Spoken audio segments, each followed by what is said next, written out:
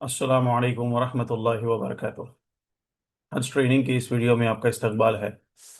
इस वीडियो में मैं आपके साथ जो हज कमेटी ऑफ इंडिया के 13 अक्टूबर को जो है वो 5 सर्कुलर आए हैं, तो उन तमाम सर्कुलर के बारे में जो है इंशाल्लाह आपके साथ डिटेल इन्फॉर्मेशन में शेयर करूंगा। तो जैसे ही हज कमेटी ऑफ इंडिया की वेबसाइट है, ये टोटल जो है ये 5 सर्कुलर हैं जो वेबसाइट पे जो है अपलोड किए गए हैं। तो पहला सर्कुलर जो है वो हज इंस्पेक्टर के बारे में है, यानी जो खादिमुल हुज्जाज अप्लाई करते हैं हाजियों की खिदमत के लिए, तो ये उस ताल्लुक से है। टोटल जो है ये 12 पेज का सर्कुलर है। इसमें पूरा क्राइटेरिया बताया गया है कि कौन कौन अप्लाई कर सकता है, अप्लाई करने का तरीका क्या है। तो मैं आपको जो है वो शॉर्ट शॉर्ट में बता देता हूँ कि हज इंस्पेक्टर के लिए यानी खादिमुल हुज्जाज के लिए कौन जो है अप्लाई कर सकता है। तो ये जो है, और इनको जो है बेनिफिट भी मिलता है कि जैसे यहाँ पे कहा गया है fixed allowance of 3100 Saudi riyal only. तो ये जो है इनको मिलता है। और 150 हाजियों पे जो है वो एक इंस्पेक्टर जो है वो होता है, जैसे यहाँ पे कहा गया है। तो 150 हाजियों पे जो है वो एक इंस्पेक्टर होता है। पहले 250 हुआ करता था, लेकिन अभी उसको कम करके जो है वो 200 किया गया है। तो उसका जो है वो रूल क्या है कि पहला है कि ओनली मुस्लिम कैंडिडेट मुस्लिम होना चाहिए। Must be permanent employ of central government और state government, central government state government का होना चाहिए। एटलीस्ट जो है वो ग्रेजुएशन होना चाहिए, ग्रेजुएशन के पीछे जो नहीं चलेगा। एज जो है वो 50 साल से नीचे होनी चाहिए। और जो है वो इंडिया पासपोर्ट होना चाहिए 31 दिसंबर 2026 के पहले का। इंग्लिश उर्दू हिंदी जो है थोड़ा लैंग्वेज अच्छी से आनी चाहिए। फिजिकली मेंटली फिट होना चाहिए। और जो हज के अरकान है वो अच्छी तरीके से मालूम होना चाहिए। और 3 साल 3 बार से ज़्यादा जो है वो खादिमुल हुज्जाज जो है वो सर्व ना किया गया हो, यानी जो 3 बार सर्व कर चुके हैं उनको जो है ये एलिजिबल नहीं है। और अगर लास्ट ईयर वगैरह थे, अगर अप्लाई कर रहे हैं तो लास्ट ईयर का जो है वो निगेटिव फीडबैक नहीं होना चाहिए। तो ये जो है कंडीशन है। और यहाँ पे जो है वो 150 पिलग्रिम है। फिर उसमें बताया गया है कि कैसे कैसे आगे सिलेक्शन होगा, तो अप्लाई करना जो है ये आपको वेबसाइट से है। और अपने अपने डिपार्टमेंट से जो है आपको एनओसी लेना है, नो ऑब्जेक्शन सर्टिफिकेट। तो उसका भी जो है फॉर्मेट नीचे दिया गया है। तो अप्लाई करने की डेट जो है वो 15 अक्टूबर से स्टार्ट होगी। आज 14 अक्टूबर है, तो अभी वेबसाइट पे लॉगिन स्टार्ट नहीं हुआ है। तो जैसे ही हज ट्रेनर का लॉगिन यहाँ पे दिखता है, वैसे एसएचआई का लॉगिन आएगा। और वो जो है अप्लाई कर सकते हैं। लास्ट डेट अप्लाई करने की जो है वो 3 नवंबर है। फिर उसके बाद जो है वो कंप्यूटर बेस्ड टेस्ट होगा 16 नवंबर को। फिर उसके बाद में जो है वो इंटरव्यू होगा। और इंटरव्यू के बाद में जो है मेडिकल फिटनेस टेस्ट होगा। फिर 2 दिन की जो है वो ट्रेनिंग होगी मुंबई के अंदर।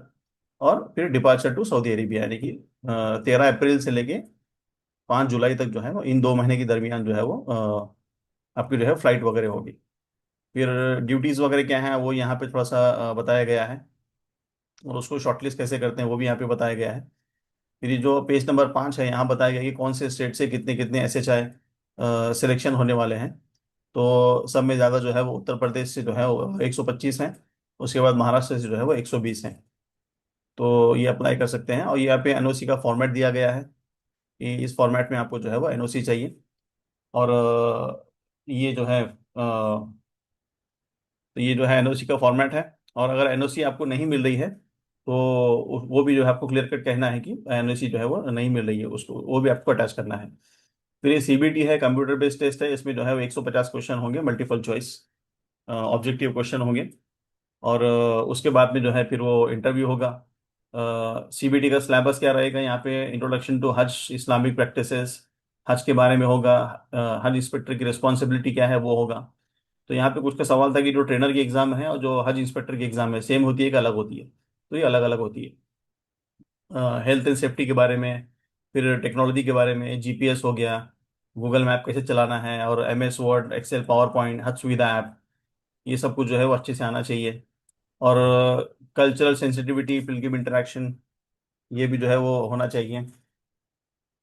और एडमिनिस्ट्रेटिव स्किल है, डॉक्यूमेंटेशन कंप्लाइंस वगैरह, ये तो जो डॉक्यूमेंटेशन लगता है सब कुछ।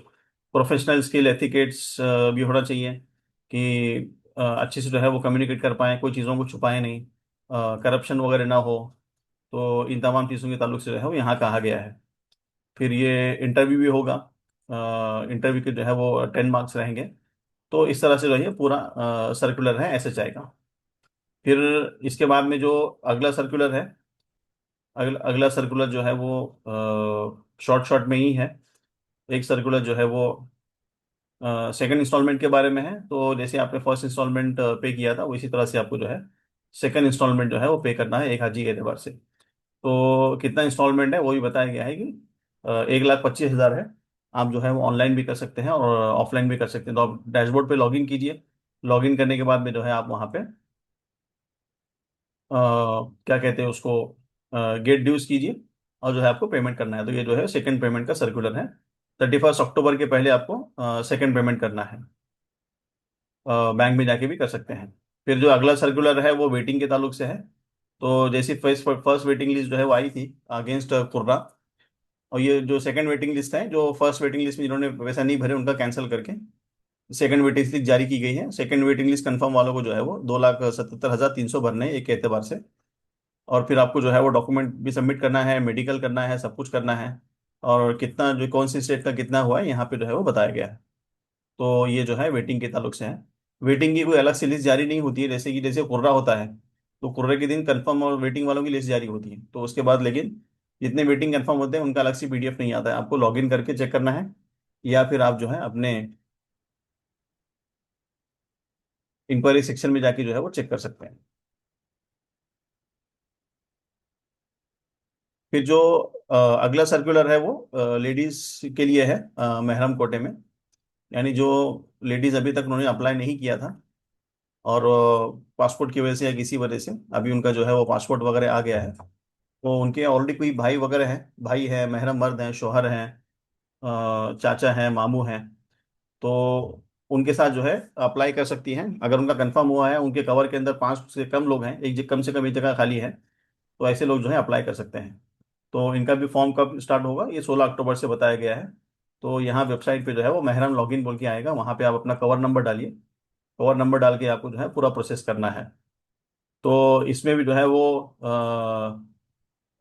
लिमिटेड जो है वो सीट्स होते हैं, और जितने सीट्स हैं उनसे ज़्यादा आएगा तो इसके इसमें भी जो है वो खुर्रा होगा।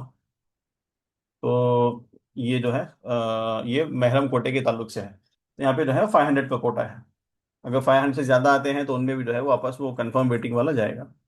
तो ये है। और ऐसी लेडीज़ हों जो अभी तक एक मरतबा भी उन्होंने हज नहीं किया हो, प्राइवेट से या हज कमेटी से किसी से भी हज ना किया हो, तो ये टोटल जो है 5 सर्कुलर हैं। अगला सर्कुलर जो है वो थोड़ा वैक्सीनेशन के ताल्लुक से है, सेहत के और बीमारियों के ताल्लुक से, कि बड़ी बड़ी बीमारियां ना हो। तो यहाँ पे कहा गया है कि किडनी फेलियर ना हो, फिर heart failure symptoms during minimal physical activity भी ना हो, क्रॉनिक लंग डिसीजेस, फिर एडवांस लीवर कैंसर, ये लीवर फेलियर वगैरह ये ना हो, और person with neurological and psychiatric disorder ये भी ना हो। और यहाँ पे जो है कोविड सर्टिफिकेट के बारे में कहा गया है कि इस मरतबा शायद कोविड जो है वैक्सीनेशन सर्टिफिकेट भी चाहिए। और ये जो वैक्सीन वगैरह है तो ये नॉर्मली सबको जो है आपको जब हट की फ्लाइटें शुरू होंगी तो तब ये करने की चीज़ें हैं। अभी उसना अगर अभी फौरन इस पे जो है कोई एक्शन वगैरह नहीं लेना है। अगर सिर्फ कोविड सर्टिफिकेट नहीं है तो आप जो है वो सर्टिफिकेट वगैरह मैनेज कर लें। तो ये ही जो है 5 सर्कुलर के बारे में है। तो इसको आप अच्छे से पढ़ें और इसमें जो जो इन्फॉर्मेशन दी गई है उसको अच्छे से समझें। कुछ क्वेश्चन है तो कमेंट बॉक्स में भी जो है आप पूछ सकते हैं, व्हाट्सएप ग्रुप भी ज्वाइन कर सकते हैं। जज़ाकल्लाहु खैरा। अस्सलामु अलैकुम वरहमतुल्लाहि वबरकातुहू।